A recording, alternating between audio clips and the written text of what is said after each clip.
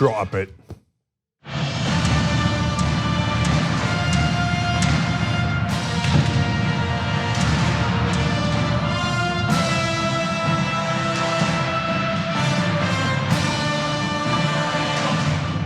A fascinating power panel. Cenk, Uygur, John Iadarola, Dan Evans. Dan from the internet. It's on the internet.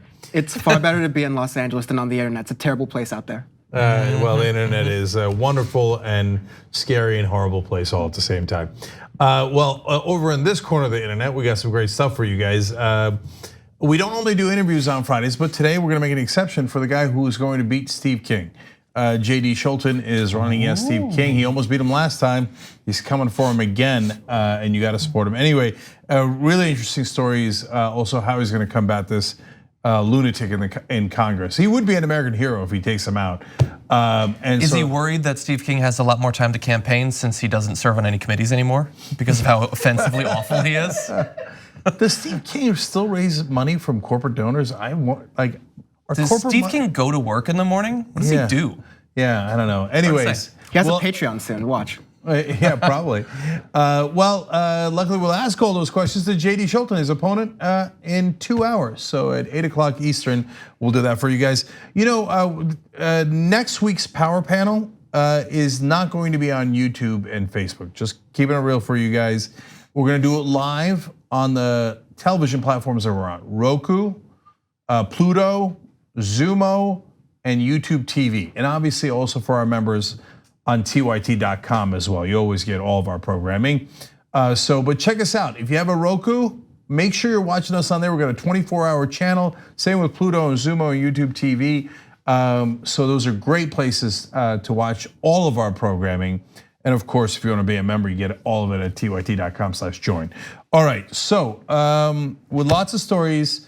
The first one's amazing. Love it, love it, love it, love it. It's my favorite story. My second favorite story is Monopoly, the socialism edition. I wondered if you'd like. Oh, I have thoughts. I have opinions. I've played the game. I love it. Of course you have. This guy. Of course. All right, Comrade Dan. All right. Okay. All right. Go ahead. Okay. Let's start off with something Cenk is sure to like. You might remember just a few months ago, Axios posted the results, such as they were, of an anonymous poll from an anonymous group that purported to show that AOC and other progressives in Congress like her are bad for the Democrats. And so this was an article that initially came out and generated a lot of attention. AOC's defining the Dems in the swing states, and you should be worried, Democratic Party. And in the initial reporting, Mike Allen said, these are the white non-college voters who embraced Donald Trump in 2016, but are needed by Democrats in swing house districts. No, they're not. The group that took the, well, hold. Spoiler alert. The group that took the poll shared the results with Axios on the condition that it not be named because the group has to work with all parts of the party. That's why they said they didn't want to be named. I would say sheer cowardice because they didn't want to get dragged across the internet by AOC and her millions and millions of fans. But here's the issue. We don't know the group. We don't know who leads the group. We don't know how they conducted the survey. We can sort of get an idea of what they were going for since they seem to exclusively talk to people who would not support AOC and would never support a Democratic candidate anyway. Certainly. Exactly. And okay, I don't know which group it is, but it doesn't matter. It's a corporate Democrat. But the thing I wanted to clarify before John went on is the Republicans didn't do this poll.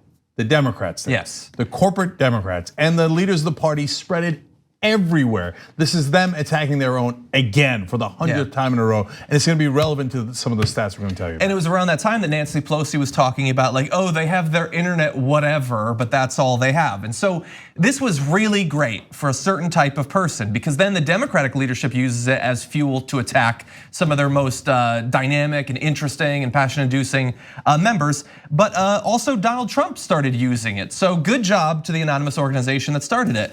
Bad job if what you wanted was an accurate poll though, because now we have one. We have the group, we have the methodology. Data for Progress made this available online. Take a look at this. It's a number of different groups and individuals, their net favorability. Now, this is politics, and so in general, net favorability is negative, but there were certain positives. Both clean energy companies and climate activists are viewed positively. But then you get into the individuals. What you find there is that AOC is right up at the top, right next to Elizabeth Warren and Kamala Harris. AOC at a net -6. Now that may sound really negative, but when you look at other prominent politicians, you've got Donald Trump is down there at a -14, Nancy Pelosi at a -17, Mitch McConnell's at a -29. That's actually double negative, which is not how it works. And so now we actually have a survey from battleground states. So what now, anonymous group? They actually talked to voters, and it turns out that AOC might well be the face. She might well be defining the Democratic Party, but it looks like a good thing compared to the other options that the Democratic Party have. So before we go on to even more great polling for the Just Democrats and all progressive politicians, especially compared to the corporate Democrats and the Republicans, I want to go back to the original poll that was done. So it's a Democratic group that does a poll of basically the biggest Trump demographic there is.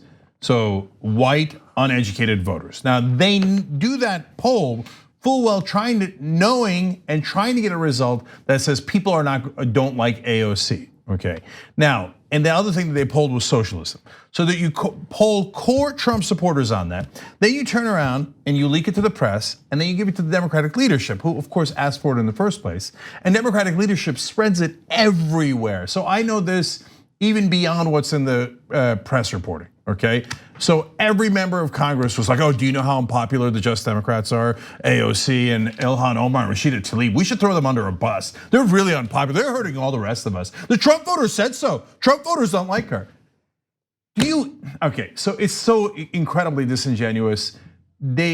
Or maybe they are stupid. They're like, oh, we're this close to getting the most deplorable people in America to vote for us. If it wasn't for that gosh darn AOC, hardcore Trump supporters would have supported Nancy Pelosi?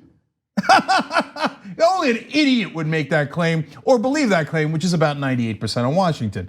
And by the way, it is true, and even the new poll that's actually accurate went on to show that hardcore Trump supporters dislike AOC even more, okay?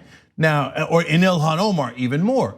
But they're hardcore Trump supporters. They voted for Trump. They weren't about to switch over and vote for Ilhan Omar. It's preposterous. But under any and all polls, Democratic leadership, Chuck Schumer and Nancy Pelosi, poll worse in every instance. It doesn't matter. But that's not getting spread around all around Washington. Why? We have an uneven playing field on two counts.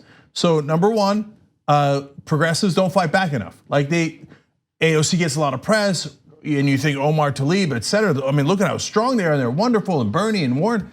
Yes, but no. Internally, colleagues. So they keep getting punched in the face in Washington and not fighting back. If I was in their staff, I would put this in every mailbox of every Democrat and go, Nancy Pelosi's hurting us. In the polling, and I'm gonna give you more numbers in a second, she is second worst only to Mitch McConnell. She's a disaster. It's true, she's a train wreck. But progressives wouldn't do that because they're too goddamn nice, okay? Whereas the corporate Democrats, they'll shiv you in the middle of the night and then pretend that they care about unity and colleagues. There's one of the reasons. So the hardcore Trump supporters, why is there the big unfavorability? Because it's commonly known as the Fox News effect, but it's actually Fox News MSNBC effect. Fox News attacks AOC, Tlaib, and Omar, and Ayanna Pressley, et cetera, so much more, so it poisons the pool with hardcore Trump supporters and conservatives against those particular Congress people. So some people know that, and that's the Fox effect, right? But MSNBC never rises to their defense. No. So their favorability does not go up equally among Democrats. Now, if Young Turks, for example, was, and I just pick this as an example because it's an actual progressive news organization and network, and I literally don't know any others in terms of television, video, et cetera. If we were shown in as many places, et cetera, then it would balance out. But MSNBC goes, oh, corporate Democrats are amazing. Here's Claire McCaskill, we're paying money to. She just lost running as a corporate Democrat in Missouri. Tell us how we win elections, right?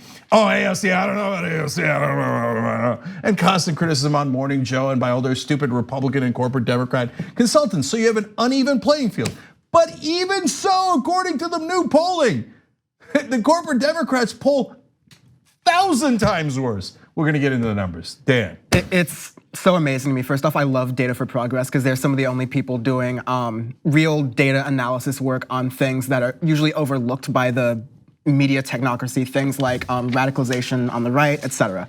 But with this, like, this data, this poll is so obvious that if I were working in the Axios political like media bubble right now, I would go home this Friday, pour myself a bottle of scotch on the rocks and just, yeah, whole bottle, and just like think about myself, just really think. Because what's also happening, in addition to what you're saying, Cenk, it's not just a Fox News, MSNBC effect, but the elites who work at some of these organizations who have these preconceived notions about 2020, like, oh, Biden's definitely gonna do well, then polling eventually supports that because the feedback loop's out of order. They're not gonna look at this and go, oh, I guess it's wrong. I guess AOC is actually really popular for progressives and we're going to change every sort of approach we have towards progressive politics. Of course, that's not gonna happen. Yeah, because it's not, just sorry, to finish that thought, it's not because they're actually stupid. It's because they're biased. Yeah. But their bias is so thick that they literally can't see straight. They can't see the facts. You'll show them this poll. First of all, they won't get it because it won't be stuffed into their inbox. Like the corporate Democrats bother to pay to try to politically assassinate just Democrats. I just mean it politically. But they did a hit job on them. Now, there's no one paying to spread this poll around and putting it in every, and going to calling every media organization. Are you covering this? Are you covering this? Are you covering this? Like they did with the old poll meant to go after progressives. So that's a giant disparity and leads to some of that results. But even if they did see it, they'd be like, no, I don't. No, I think the other poll's better. But the other poll doesn't even tell you who did it and has no reliability at all. This shows you the data and downloads the data. You could check it online. I'm not good with the internet. I saw another poll. I saw another poll that said Joe Biden's awesome. It was done in my house between me and my wife. But I saw another poll, right? Like they had dinner after work with some of their buddies and were like, hey, what's going on? Oh, I think this. And that's what they think politics is. They don't actually pay attention to the information. It's all like a friend circle thing. Yeah, or they think, well, I don't need polls. I read a tweet by Nate Silver. I think I have an idea of where the data lies. We have people in DC. Why don't we put it in everybody's mailbox?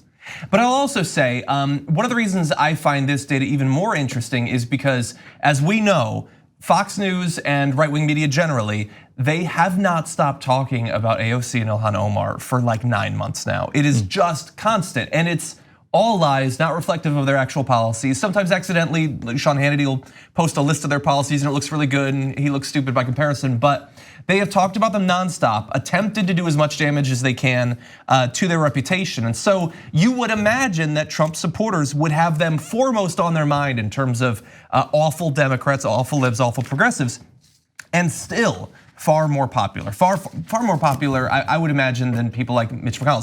Some elements even of the Republican establishment who are not popular on the right wing.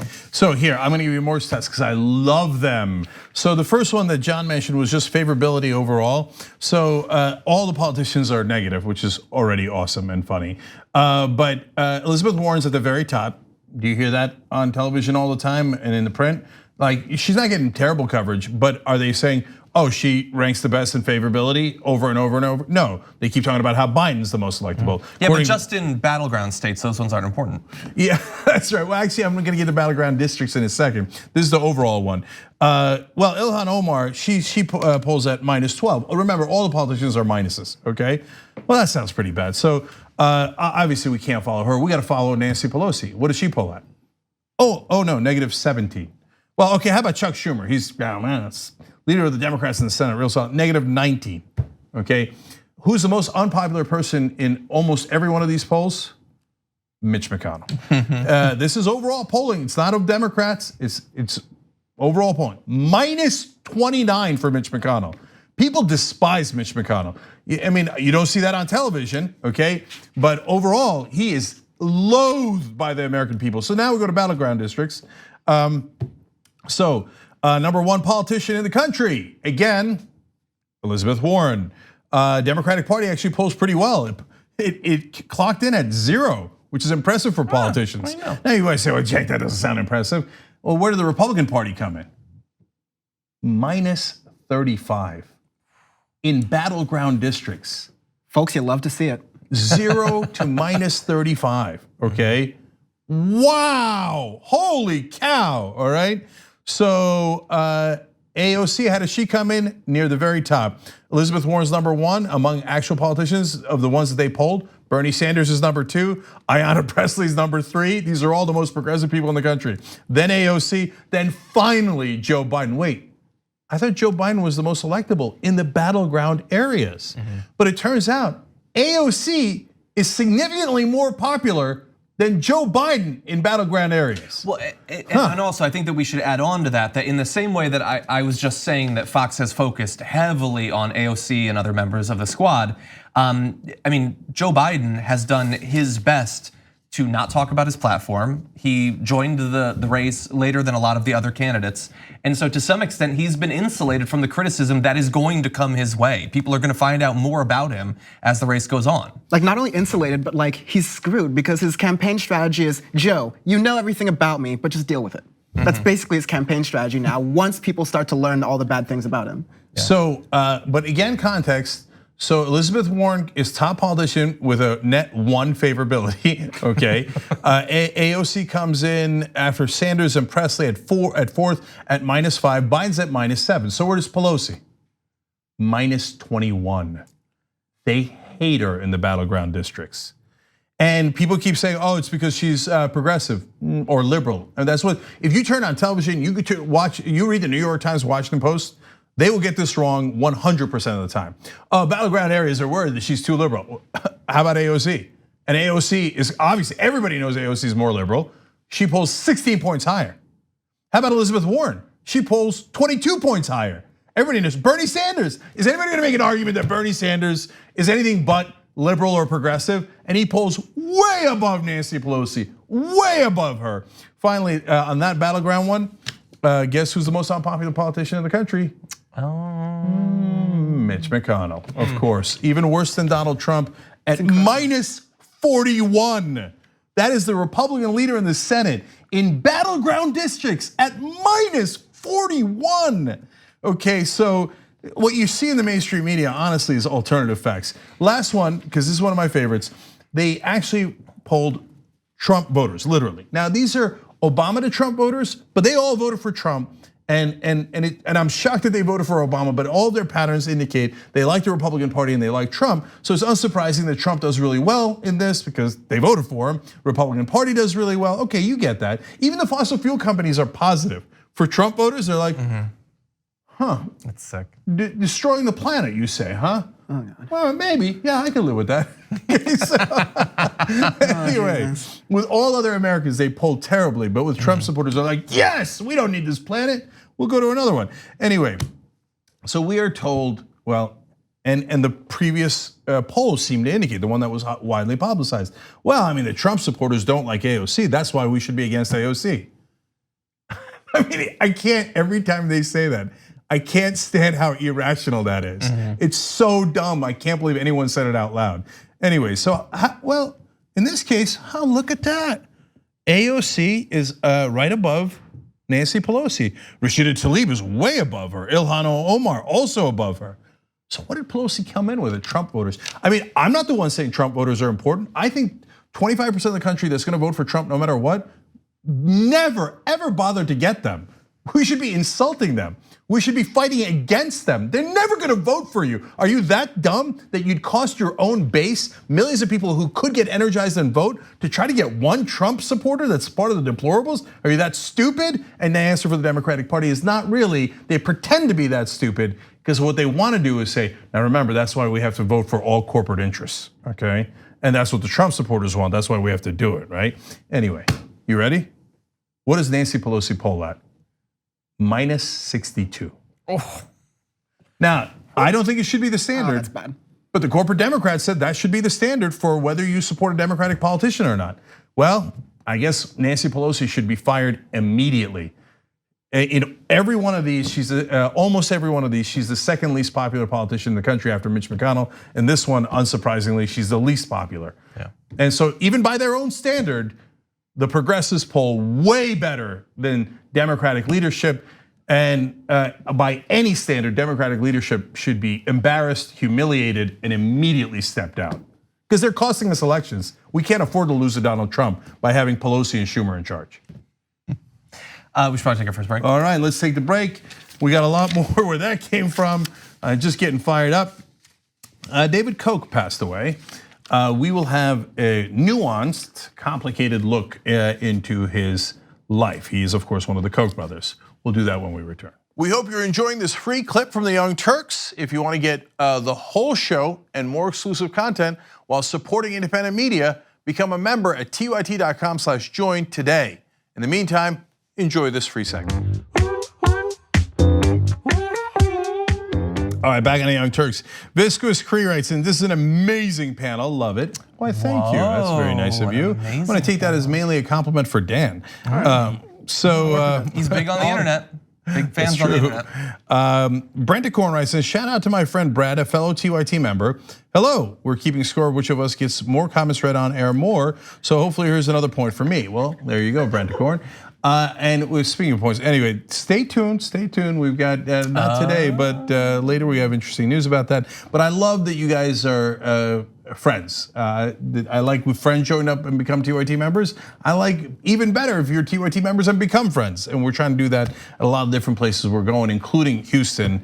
So anyway, half Coke, half stale Coke writes in. Speaking of third way, they lost a key financier today, pouring one out. We're gonna talk about that in a second. And Vitors writes in, do I have my history wrong? Did Monopoly start as a game show to show people how socialism worked, then was bought off and changed? Hold, we're gonna get to that history in a second. Brent Gorn again, man, you're racking up the points, brother. Says, I got off work early today and I was going to catch up on sleep, but then I saw that David Koch died and I knew I had to see TYT's live reaction. So that's next. But last one is Gabby Merida with this interesting comment. Why is John Iadarola? That's what everybody's asking. Why is he? There's a lot to unpack with that question. I don't know what that means either, but I like it. What did I do? You know what? New nickname, Johnny Y. You done it. You done it. Growing up, I wanted a nickname. I shouldn't have wished for that. Yeah, be careful what you wish for. Anyway. All right, Johnny White, you're up. Okay, let's turn to something serious. Gabby, pay attention, okay? Today, David Koch, one half of the incredibly powerful, both in a political and economic sense, Koch brothers, passed away. His death comes after he stepped down from his corporate and political roles for health reasons back in June of last year, having been diagnosed with advanced prostate cancer almost 3 decades ago. Politically, this is obviously incredibly important because he and Charles Koch have been incredibly influential, as I implied earlier. Massive donations of their own to a number of different political causes and politicians, organizing groups that had a massive effect on politics. Now, depending on where you are on the political spectrum, the impact of that, you could view it as positive or negative. We'll see how the panel comes down on that. But I have a number of different facts about both their political philosophy and also just some interesting facts about David Koch as well. I did want to mention, just because I had never known this, but he actually was once on the presidential ballot back in 1980 as the nominee for vice president for the Libertarian Party. I actually have mentioned that a couple of times because he ran against Ronald Reagan. Oh. If you can't beat him, buy him. Oh, great point, Dan. That is a good point. So why don't we get into their political philosophy a little bit? If you've somehow gotten this far in American politics without knowing who they are and what they stand for, Charles and David Koch worked together closely in their decades-long effort aimed at rolling back environmental and business regulations and at voting Democrats out of office. Dating back to the 1970s, they helped found and fund libertarian organizations. But in the ensuing decades, they shifted their efforts towards more straightforward support of Republicans. It was during President Barack Obama's administration that the Kochs dramatically escalated their political activity and became 2 of the most important political funders on the right. Now, in terms of what their efforts were toward, the Kochs are longtime libertarians who believe in drastically lower personal and corporate taxes, minimal social services for the needy, and much less oversight of industry, especially environmental regulation. One section from Paul Mason's Clear Bright Future says that David Koch called for the abolition of the federal authorities regulating air transport, electoral law, environmental protection, food standards, and the energy grid, together with all state privatization of education, basic healthcare, and that's provision of education, basic healthcare, and retirement pensions. They did want the privatization. It was the provision that they did not want. And so, I mean, we're talking about basically every aspect of life they had a view on how the government should get out of it effectively. And you guys are going to be shocked to find out that view happened to coincide with their financial interest. Well, it's just a wild coincidence. Speculation. I mean, unbelievable coincidence. So, look, I think that the reporting has gotten a little bit better during the Trump era. I think that in the past, if one of the Koch brothers had passed away, most of the news organizations wouldn't have even necessarily pointed out how tilted they were against the Democratic Party. I mean, to say the least, they spent hundreds of millions of dollars trying to defeat Democrats and elect Republicans. I think that it would have been a passing mention. They would have talked about their charity otherwise more, and even within the political landscape would not have been as clear. So they were fairly clear in a lot of the articles, but still not good enough, because one of the things they're doing is feeding into the propaganda that the Koch brothers have some sort of philosophical libertarian principles and that that's what's driving them. No, corruption is driving them. So there's a wonderful book, Kochland, you should check out. And in Kochland, they explain, and I actually covered this story a long time ago when it first came out. We've been around forever. So not when it first happened, but when the details of it came out again. In the beginning of Koch Industries, which is one of the largest private companies in the country and in the world, one of the things they got busted for was stealing oil from Native Americans. So they were supposed to buy the oil from Native Americans, and they did, but they would systematically rig it so that it read lower number than what they were actually getting, and they ripped them off of tens of millions of dollars. When they were caught, back then, and this was decades ago, there was actually a democracy and a functioning government. So there was some chance that there was going to be not only civil penalties, but criminal penalties. They might even go to prison, because if you steal $10 in the street, you're going to go to prison. If you steal $10 million, you should still go to prison, right? And this is how they built their empire, based on greed, avarice, etc. So they realized during that, if we don't want to go to prison, we should buy off government officials, because they're the ones who run the government. So they started contributing, and right around then is when the Supreme Court started to change the laws and saying you actually can start giving independent expenditures, campaign contributions, etc. So one of the first politicians that they bought off, gave campaign contributions to, was Bob Dole from their home state of Kansas. And then they went purchased a senator from Oklahoma, because their main criminal case was in Oklahoma. Another wild coincidence. There's 49 other states other than their home state. They happened to pick the one state where the senator could affect their own criminal case. Charles Koch was actually the brilliant one. So David is the one who died. This was his brother, and I don't have any idea of David's intelligence, and I don't want to speak to that. But Charles Koch came up with a plan of, if we want to just be crooks, why don't we buy off the cops? And so basically, the government being the cops in this case, they went on to not only purchase whole senators, almost the entire Senate, and definitely the entire Republican version side of the Senate, but they went on to then create think tanks, to create policy papers about libertarian principles, i.e. tax cuts, and I don't have to pay my employees, and I could poison the environment, and set up a giant infrastructure in Washington, D.C.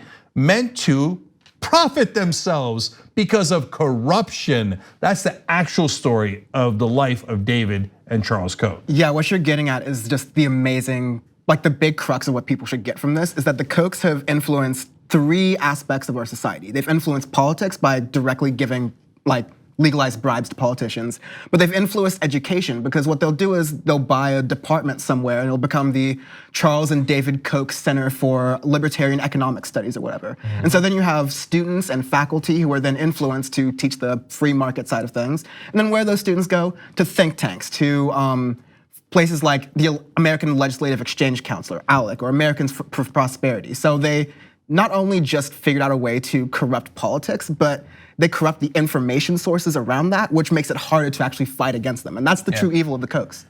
So that's, you framed it that way, and I want to give you a kind of a haunting analogy. There's a very large cult in Turkey led by a Muslim fundamentalist. And one of the ways that they influence things is they seed, as in give money to and then co-opt judges, prosecutors, cops, teachers, media, okay? And the other thing that they do is they set up madrasas, which are schools where they teach their version of Islam and their version of so-called facts. And as you see the Koch brothers funding schools, think tanks, endowed chairs, and media, which they also track down a finance. classic liberal and give them a little boost, Exactly, and ideas. And you take all they put these giant seminars. They do them twice a year in Colorado and California. They bring in all the other rich Republican donors and they show them, look, this is how we do corruption. This is corruption 101. Here's who we bought off. Here's the results we got. Now, do you guys want to invest in this? And they're like, yes, because for the millions of dollars they spent on politicians, they just got a $2 trillion tax cut. The upper class in this country. So all the rest of the rich are like, David and Charles Koch, yes! Thank you for perfecting corruption in America. And so that's his legacy. Don't give me this horse crap about libertarian principles. Every time they donated, it went to their bottom line. And to be fair to them, I've always said they were very smart. And it was a great return on investment. I mean, a politician is the best thing you could buy in America. And one more thing, look, these are, in my opinion, terrible people that influence the country in a disastrous way. But he's dead now, and our politics have coarsened, and so you don't need to do anything other than point out his record. And things are too ugly as it is right now. So I actually am upset when they die. I wanted to have them see Bernie Sanders or Elizabeth Warren become president. I wanted to see the pain in their face. I wanted them to see the progressive takeover of this country because we're going to do it. So it's a shame that David Koch has passed away, but I don't believe in once someone dies, they become a saint. No, David Koch and his family have done irreparable damage to this country. By the way, one other thing you should know about the family, you know how they got their original fortune before they started ripping off Native Americans and literally stealing oil? Their dad, Fred Koch, worked with Joseph Stalin in the Soviet Union and helped Stalin crush people and made the family fortune that way. David Koch even joked around about, hey, how do we get rich? We old-fashioned American way. We worked hard, we did all the right things, and then our dad died and left us hundreds of millions of dollars. Okay, and that hundreds of millions of dollars came from Stalin. His dad apparently felt bad about that and then decided that he was gonna go super right-wing in America and try to crush progressives over here. I just want to mention one other thing too. Like you mentioned the growth of that fortune. So supposedly their combined fortune, the two most known Kochs, was $110 billion. Just give you an idea, like Trump says that he's a billionaire, but like the gap between them and Trump is like the gap between Trump and us, basically. Like that's how wealthy you can be. David Koch, he has all these homes and everything. He has a yacht that he keeps in the Mediterranean and he leaves it there, and when he doesn't use it, he rents it. In a week is $500,000. Like just mind-numbingly wealthy. Because I mean, there's so many funny parts of that story. I have a yacht that I can't really access. Like, I mean, how many times do you go, right?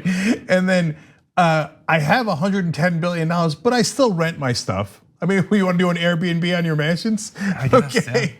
And how many people are there in the world that could rent a yacht for a week for $500,000? Answer, too many. Yeah, that's true.